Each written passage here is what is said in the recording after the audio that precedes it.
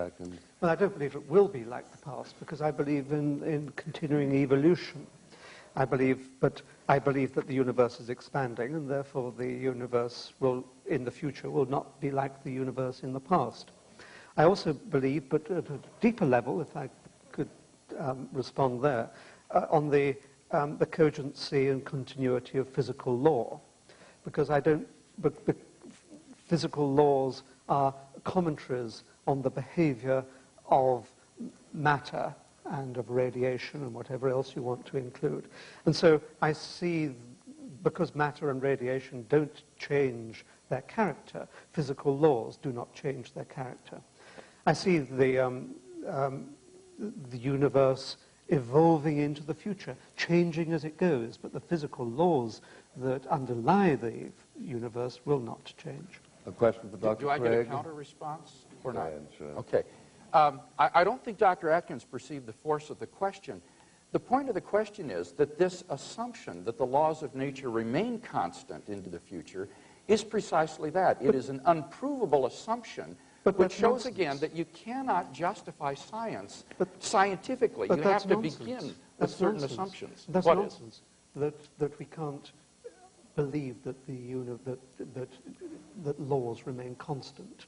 We only have to look at a distant star, a distant galaxy, where we're actually looking at the physics of 10 to the 14 years ago.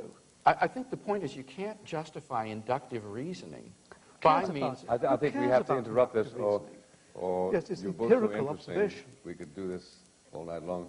So let's have the next question is for Dr. Craig, am I correct? That's correct. Yes. And it would be terrible if we never got to my question. I'm Ed Buckner from the Atlanta Free Thought Society. Dr. Craig, if you insist that objective moral values really exist, explain why Christians have never been able to agree on what they are from one sect to another, from one historical era to another, from one issue, and you mentioned one tonight, torture, slavery, abortion, genocide, and so forth, to another. And if your answer is just that man is sinful, then are you admitting that, in fact, objective morality is not available to humankind? I'm not saying that because there are objective moral values that all moral decisions are easy, or that there aren't areas of gray in which there might be moral disagreement. I'm simply just saying that there really are, in ethical decisions, right and wrong choices. Sometimes these are very clear. I think every one of us would agree that to torture a child for fun is morally wrong. But we would probably have much disagreement here tonight about, say, whether abortion is ethically viable or not. So to say that there are objective moral values is not to say that ethics are easy or that they're necessarily easy to discern. Certainly there are ethical dilemmas. A question for yes, a question for Dr. Atkins. Go ahead. This question is rather simple, and it may be rhetorical. How can we, as an integral part of this universe, or rather a product of this universe, be objective in this issue as well as any issue? Are you interested in objectivity tonight, Dr. Atkins? Yeah, I'm interested in objectivity. I think it's amazing that science is a route to objectivity. That is its secret. I think religion depends upon subjectivity. Science is a mechanism for achieving objectivity. It stands back from, it's a public procedure, and that's the remarkable difference between it and religion. It's public, it's transnational, it's transcultural, and it's rooted in the logical power of mathematics. So it is we've seen how far it has brought us in 100 years. Question for Dr. Craig. Yes, hello. When I came tonight, I thought that we were discussing God in general, but it seems to me, Dr. Craig, that you only talked about the God of Christianity. My question is, why are you Christian? There are literally hundreds of gods out there, several of which are mutually exclusive. Like Christians claim that Jesus is the only way to heaven. Muslims claim that Allah is the only way to paradise. Zoroastrians say the same thing about their religion. Correct. All of these religions, more or less, have just as many devout followers as you, or at one time had. And all of these religions have doctrines similar to the Bible, which can be used to disprove the other the doctrine's wrong. And also, all of these religions provide quick and easy answers to issues such as the origin of the universe and the afterlife without using faith as a reason, because all of these religions require faith. Why do you assume that your religion is the only one that's right? Well, I don't assume that Christianity is the only one that's right. I try to give evidence for that. And my evidence would be the person of Jesus of Nazareth. When you look at the personal claims that Jesus of Nazareth made to be the revelation of God the Father, the only revelation of God to mankind, and he authenticated this by his resurrection from the dead, these are historical claims that can be investigated using the ordinary tools of historiography and ancient history. Just and as when they you can for Muhammad. No, Just as they no. can for the Buddha. Oh, not at all. When I did my doctoral work in Germany, I made Islam my side area of expertise that I was examined in. And when you compare, for example, what the Quran has to say about Jesus, it incorporates demonstrably legendary elements into the story that came hundreds of years after the events. The Quran was written down 600 years later by a man who had no first-hand acquaintance at all with the New Testament, compared to documents which are indisputably from the first century, written during the lifetime of the eyewitnesses by the first generation after the events. And I think that there is no doubt that when you assess it by purely objective historical standards, the New Testament documents come out head and shoulders above something like the Quran when it comes to an account of the life of Jesus of Nazareth. So I would just invite you to look at the historical evidence for the resurrection of Jesus and see if this man might not have been telling the truth. I think that he Thank you. was. But what the Quran says about Muhammad is just as believable as what the New Right. Testament I don't says. deny the facts about Muhammad. A question for Dr. Atkins? Yes, I have a question for Dr. Atkins. Dr. Atkins, at the very beginning of your opening statement, you admitted that the task for the atheist to establish his position as the truth is to explain absolutely everything, everything of the body as well as the spirit, the entirety of the physical universe and our own nature, both inside and out. And you admitted that at this point in time, science can't do that. You have asked us repeatedly throughout the evening to give science a chance.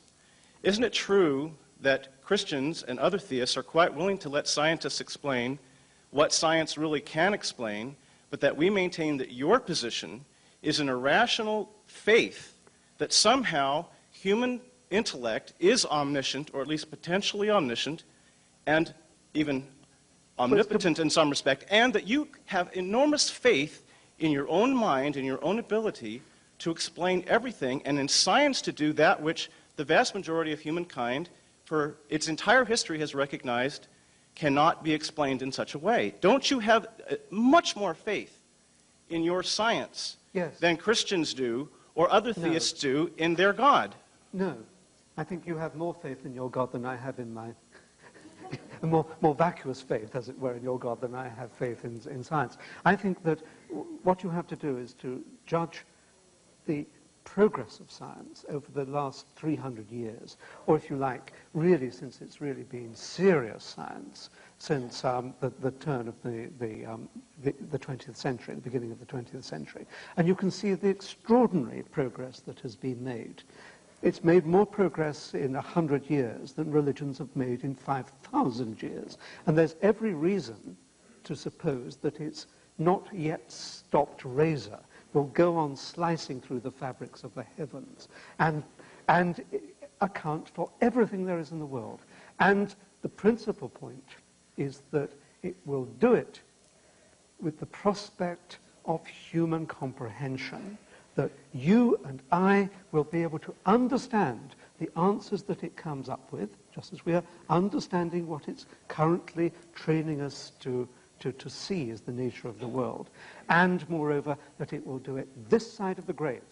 Now, any system of knowledge, of understanding, of comprehension, which says you'll understand it when you're dead, is an evil distortion of what it means to understand But no one has made that claim.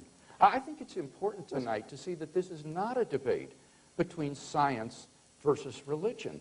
I'm excited about scientific progress, as are you, because But you it's misuse been it. during this century that we've discovered things like the origin of the universe, the fine-tuning of the initial conditions of the universe for intelligent life. It seems to me that it is the very progress of science which is pointed toward God. We have two questions backed up here. Dr. Craig, I take exception with your first cause leap of reason from the universe has a cause and therefore that cause is God. Where did you make that leap that the cause must be God? There could be a number of things we can't even conceive yet. Okay. I dealt with that in some detail in my first speech because I realized this would be a major issue dividing us tonight. I argued that the origin or the cause of the universe must be uncaused, timeless, changeless, immaterial, personal, and have an unimaginable power. And basically the reasoning behind that is because as the cause of space and time, this being cannot itself be in space and time. It must transcend them, and therefore must be changeless and immaterial, because anything in space and time is changing and physical. That's where Dr. Atkins' scenario, by contrast, is self-contradictory. This dust of mathematical points, which he talks about swirling and forming a universe again and again, and then it dissolves and it reforms and it dissolves. Finally, it holds into this universe. That's explicitly self-contradictory in Dr. Atkins, I'll give proposing you a time one before minute to time. reply to that, Yes. because there's an internet question pending. There's deep questions in 1 minute. Yeah. I think you distort what I'm saying. I mean, it was you who put the words into my mouth. I wrote similar words, but they're much more careful, more sophisticated words than the ones that you were using. Those were direct quotations, Dr. Yes, Atkins. but Okay, we'll go to the question from internet. Who's going to, how do we handle that? Mr. Buckley, this question came in from Perry Robinson in California, and it's directed to Dr. Atkins. Dr. Atkins, you ask us to divest ourselves of preconceptions. Does this include the epistemological preconditions of all rational thought? If so, how then does one proceed? If not, what criteria do you use to determine what preconceptions we should start with? Secondly, how is it possible to be epistemologically neutral? well, I think one doesn't divest oneself of rational thought. I think that I agree there's a certain foundation on which all these arguments are based. One of them is the existence and power of rational thought. The other is the self-consistency of logic. I think we would probably both agree on that. So those are the substratum of all the arguments that both of us would take part in.